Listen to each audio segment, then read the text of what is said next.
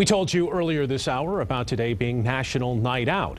It's an annual event that encourages neighbors to get out in the community and meet each other and local police officers. The goal is to make communities safer.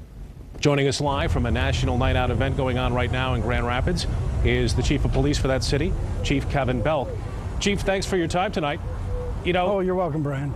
No problem. The latest crime report out showed Part 1 crimes, those assaults, burglaries, and larcenies, they're up 15% so far this year.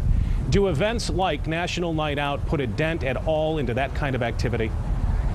Well, we do believe that crime prevention efforts have a significant role in that. And National Night Out is really an opportunity for people to get out, focus on crime prevention, but to get to know their neighbors, because we know that people that are familiar with one another are much more apt to get involved, much more apt to report crime and to report what they see. If their neighbor's house is being broken into, they see something going on, if they know the neighbor, they're much more apt to get involved and make that report.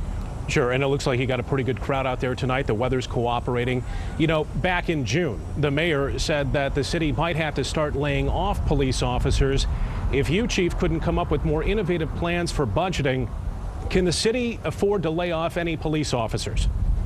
Well, we've already lost over 100 officers from over the last several years. So, I'm certainly concerned about the further reductions in that. Just since I've been chief, we have lost 40 officers through attrition. So certainly our numbers are low, and I'm very concerned about that. But again, the city's finances are such that we've got to continue to work through these issues and try to find innovative ways. And we know that one of them is to partner with our community, with our neighbors.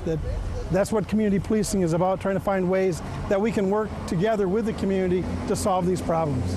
Obviously, the police department's got to be one of the most critical departments in the city of Grand Rapids. As the mayor is suggesting that you come up with some new budget ideas, are you having any success along those lines?